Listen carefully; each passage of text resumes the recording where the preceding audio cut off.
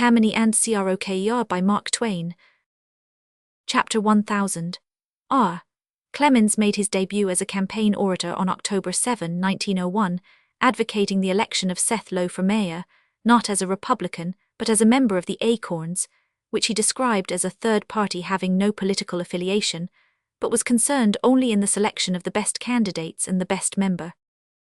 Great Britain had a Tammany and a Croker a good while ago.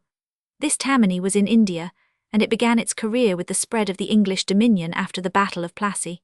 Its first boss was Clive, a sufficiently crooked person sometimes, but straight as a yardstick when compared with the corkscrew crookedness of the second boss, Warren Hastings. That old-time Tammany was the East India Company's government and had its headquarters at Calcutta. Ostensibly it consisted of a great council of 4 persons, of whom one was the Governor-General, Warren Hastings. Really it consisted of one person, Warren Hastings, for by usurpation he concentrated all authority in himself and governed the country like an autocrat. Ostensibly the Court of Directors, sitting in London and representing the vast interests of the stockholders, was supreme in authority over the Calcutta Great Council, whose membership it appointed and removed at pleasure, whose policies it dictated, and to whom it conveyed its will in the form of sovereign commands.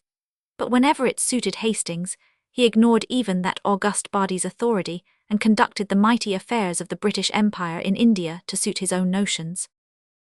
At his mercy was the daily bread of every official, every trader, every clerk, every civil servant, big and little, in the whole huge India Company's machine, and the man who hazarded his bread by any failure of subserviency to the boss lost it. Now then, let the supreme masters of British India, the giant corporation of the India Company of London, stand for the voters of the city of New York. Let the Great Council of Calcutta stand for Tammany. Let the corrupt and money-grubbing great hive of serfs which served under the Indian Tammany's rod stand for New York Tammany serfs. Let Warren Hastings stand for Richard Croker, and it seems to me that the parallel is exact and complete. And so let us be properly grateful and thank God and our good luck that we didn't invent Tammany.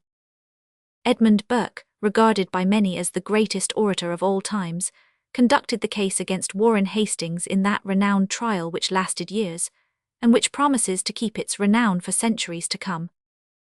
Chapter 1. Wish to quote some of the things he said. I wish to imagine him arraigning Mr. Croker and Tammany before the voters of New York City and pleading with them for the overthrow of that combined iniquity of the 5th of November, and will substitute for my lords, read fellow citizens, for kingdom, read city, for parliamentary process, read political campaign, for 2 houses, read 2 parties, and so it reads.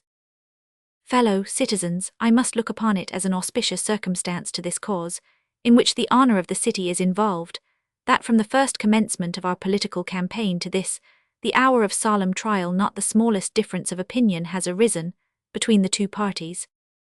You will see in the progress of this cause that there is not only a long, connected, systematic series of misdemeanours, but an equally connected system of maxims and principles invented to justify them.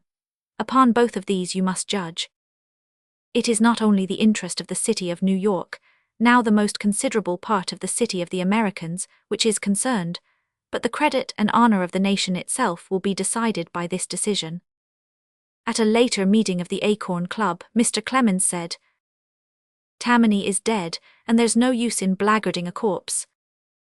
The election makes me think of a story of a man who was dying. He had only 2 minutes to live, so he sent for a clergyman and asked him, where is the best place to go to? He was undecided about it, so the minister told him that each place had its advantages, heaven for climate and hell for society.